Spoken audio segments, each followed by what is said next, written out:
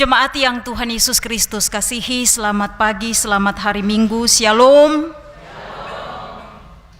Apa kabar Bapak Ibu jemaat? Baik, ya puji Tuhan. Kita bersyukur karena kebaikan Tuhan, kita ada sampai dengan hari ini.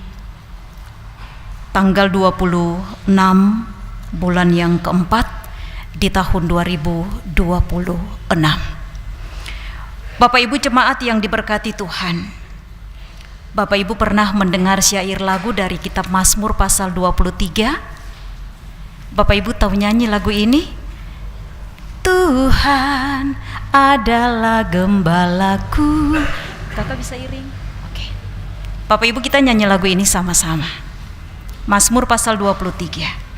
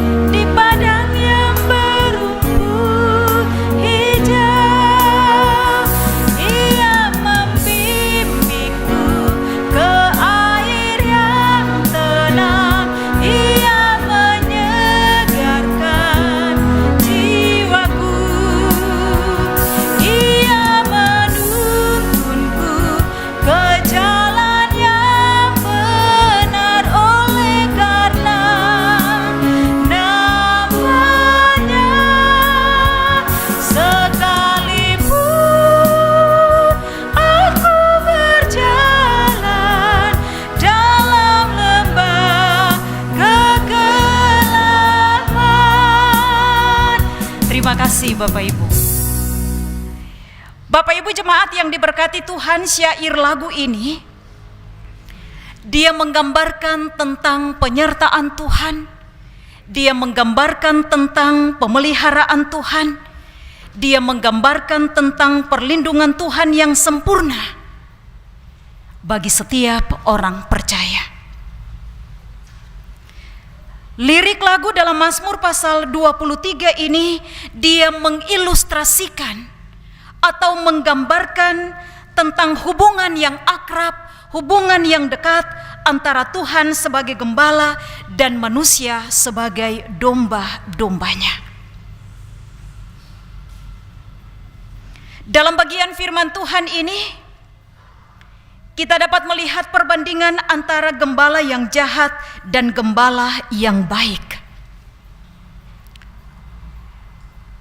Gembala yang jahat sebagaimana yang termuat dalam bagian firman Tuhan ini adalah gembala yang hanya menyandang status sebagai gembala, namun ia tidak melaksanakan atau tidak menjalankan fungsinya sebagai gembala dengan baik atau sebagai gembala yang baik. Gembala yang jahat menggembalakan dirinya sendiri.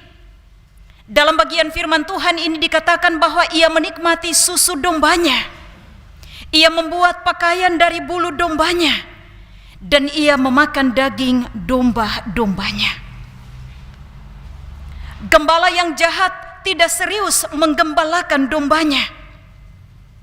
Gembala yang jahat, dia tidak menguatkan yang lemah, dia tidak mengobati yang sakit, dia tidak membawa pulang yang tersesat. Gembala yang jahat dalam bagian firman Tuhan ini, dia tidak peduli dengan yang tersesat. Dia tidak mencari atau dia tidak memanggil yang hilang, tetapi dia membiarkannya pergi.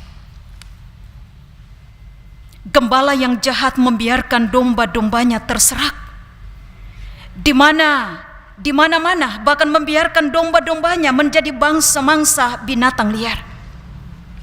Dan yang menjadi fokus dari gembala yang jahat adalah hanya dirinya sendiri dan bukan yang lainnya, bukan domba-dombanya, bukan jemaatnya, bukan Tuhannya. Dan karena itu dalam bagian firman Tuhan ini dikatakan bahwa Tuhan mengecam gembala yang jahat. Tuhan menghukum gembala yang jahat. Dan karena itu Tuhan mengirim Yehezkel untuk bernubuat melawan gembala-gembala yang jahat itu. Jemaat yang dikasihi dan diberkati oleh Tuhan kita Yesus Kristus, Tuhan mengingatkan kita bahwa status dan peran gembala yang sesungguhnya atau gembala yang baik itu ada di dalam diri Yesus Kristus. Gembala yang baik itu tercermin di dalam diri Yesus Kristus. Dia adalah gembala agung kita. Dia adalah gembala yang agung, gembala yang baik, gembala yang berkorban bagi domba-dombanya, gembala yang berkorban bagi umatnya. Oleh karena itu gembala yang baik adalah gembala yang mencari dan memperhatikan domba-dombanya. Gembala yang baik adalah gembala yang mencari yang hilang, tidak membiarkan domba-dombanya tersesat, tidak membiarkan domba-dombanya tercerai-berai. Yang sakit ia obati, yang haus dan lapar ia memberi makan dan minum. Bukan hanya soal makanan jasmani, tetapi juga makanan-makanan rohani. Ia menuntun mereka, ia membimbing mereka, ia menguatkan mereka, ia memberikan kepada mereka rasa aman dan tentram. Ia berkorban bagi mereka, korban pikiran, korban perasaan, korban tenaga, korban waktu, dan seterusnya. Bapak Ibu jemaat yang diberkati dalam Tuhan kita Yesus Kristus, dalam hidup bergereja, tugas seorang gembala adalah menuntun domba-dombanya, menuntun umat gembalaannya ke jalan yang benar, menjaga domba-dombanya supaya domba-dombanya tidak ada yang hilang, domba-dombanya tidak ada yang tersesat. Dia harus memastikan domba-dombanya mengenal suaranya dan suaranya dikenal oleh domba-dombanya. Walaupun mungkin di antara 10 domba yang ia tuntun ada domba yang penurut, tetapi juga ada domba yang keras kepala. Di antara 10 domba ada berbagai macam karakter-karakter yang berbeda.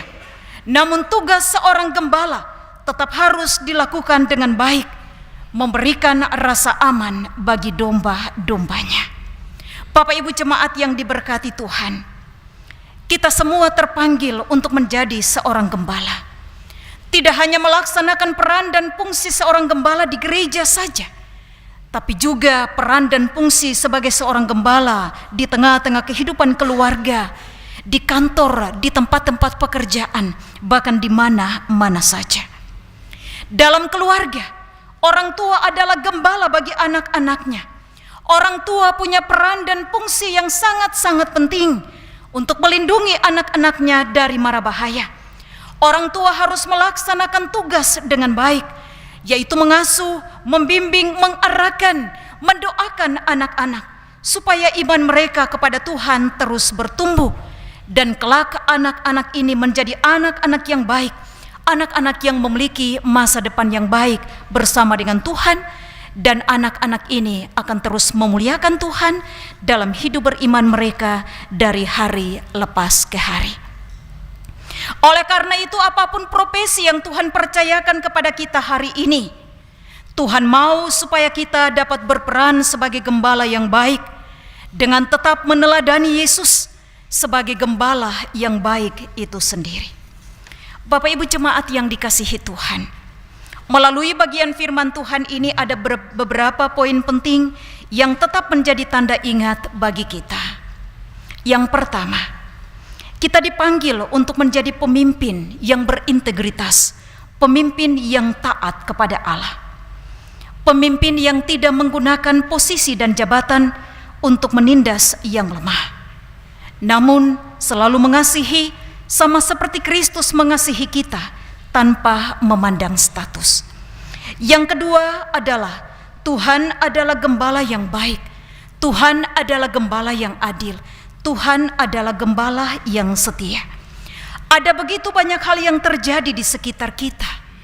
Hukum dipermainkan, ketidakadilan sosial ada di mana-mana. Tugas kita sebagai gereja masa kini adalah menunjukkan kesetiaan dan keadilan bagi sesama. Yang ketiga, Bapak Ibu Saudara jemaat yang dikasihi Tuhan, hidup kita manusia kadang jadi misteri. Banyak hal yang terjadi di luar kontrol kita. Kita ingin hidup kita bahagia, namun kebahagiaan itu terampas oleh berbagai keadaan yang sulit dan keadaan yang rumit, yang membuat mungkin iman kita menjadi lemah. Dalam kondisi seperti ini, melalui subtema dalam pemberitaan kita, Allah menanggung hidup kita. Kita diingatkan bahwa jika ada dalam berbagai persoalan hidup, Allah menanggung beban-beban hidup kita. Allah memberi kepada kita perhatian melalui berkat-berkat-Nya. Lalu di sana kita dikuatkan dalam menghadapi dan menyelesaikan persoalan-persoalan hidup itu. Karena itu kita harus tetap tenang dengan merawat iman kita, supaya kita tetap bertumbuh sekalipun di tengah-tengah badai, sekalipun di tengah-tengah masalah, sekalipun di tengah-tengah kesulitan. Ingat bahwa Yesus Sang Gembala Agung akan tetap menuntun dan menyertai kita kapanpun dan dimanapun kita berada. Selamat memasuki usbu kerja yang baru. Yesus Kristus Sang Gembala Agung menyertai dan memberkati kita. Amin.